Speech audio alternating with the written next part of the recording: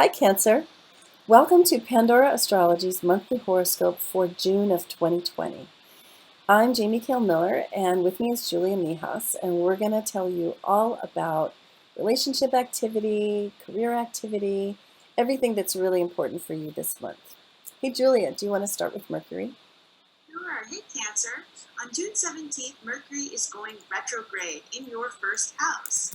Now, Mercury goes retrograde a few times a year, so it's not a super big deal or anything, but in your first house of self, that could mean that you are more easily understood by other people. Mercury is also a very fast-moving planet, so you could also be a little extra anxious during this transit as well.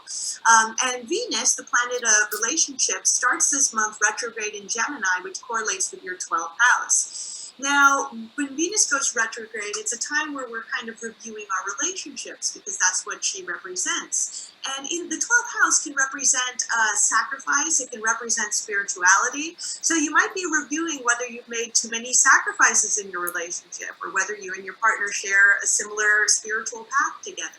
Then on June 25th, Venus is going direct, so that should bring some much needed relationship relief. And Juno, by that time, has already gone direct as well. Juno is a relationship asteroid, so our big relationship retrospection period is really easing up now, which is great.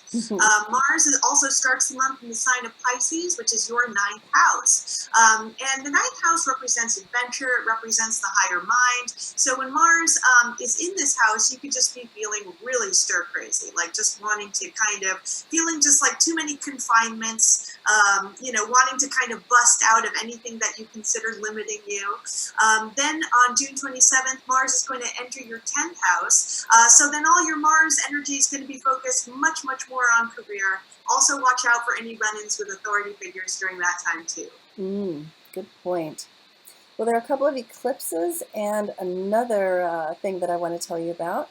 The first of the eclipses happens on June 5th, and this is a lunar eclipse in Sagittarius, which falls in this axis right here, 12th and 6th houses, which are the service axis. Sun in Gemini in the 12th, Moon in Sagittarius in the 6th, and then Mars squaring them. And this particular one is going to have a lot to do with how much effort do you put into other people, how much care do you put into others, and how much is needed to be reserved for yourself. And you might feel like some boundaries have been crossed. And Mars's involvement with this eclipse could bring up some pretty strong emotion. We're all going to be having to look at our shadows during this eclipse, but for you in particular, it's going to have a lot to do with drawing that line around how much you give. So then the other eclipse is happening on the 20th, and that one is a solar eclipse, which is happening in your sign of Cancer, right there in your first house. And if this is happening close to your birthday, if you were born right at the beginning of Cancer, then this is going to be pretty intense for you. And it's going to have themes of emotion and also curiosity. We've been calling it Initiate Emotional Curiosity, and you can find out more about it in the June 2020 news playlist on our YouTube channel, Pandora Astrology, where we have videos about this month's eclipses. Because this falls in your first house, this eclipse might feel like it's very personal to you. And a solar eclipse tends to create physical, tangible, outer world happenings as opposed to the lunar eclipse, which is more internal and subjective. So this one might make you really check your behavior, really check your actions, because other people can see you behaving badly. So curb your bad behavior under this eclipse right around the 20th. And then the other thing that I want to tell you about is that earlier this year, in January, a hot degree was created when Saturn and Pluto formed a conjunction at 22 degrees of Capricorn. And the reason I'm mentioning this is because we have just recently made a video about how this hot degree really is and represents the coronavirus pandemic. And so knowing where it falls in your chart can be a very big clue to how the pandemic lands in your life. For you, it falls in your 7th house of relationships. So this is going to have perhaps its biggest impact in your relationships, your partnerships of all kinds.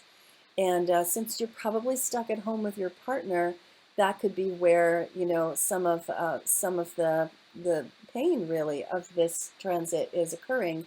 And I would definitely go and check that video if I were you, because there are going to be some dates there when likely flare-ups will happen with the pandemic.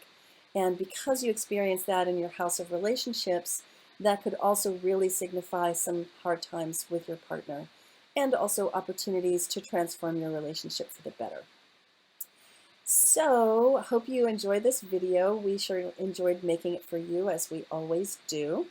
If you want a reading on any of the topics that I brought up, that Julia brought up in this recording, then you can find one on our website, Pandora Astrology, and you can find a link to that page in the description below. And we'll see you around the cosmos. Bye. Bye.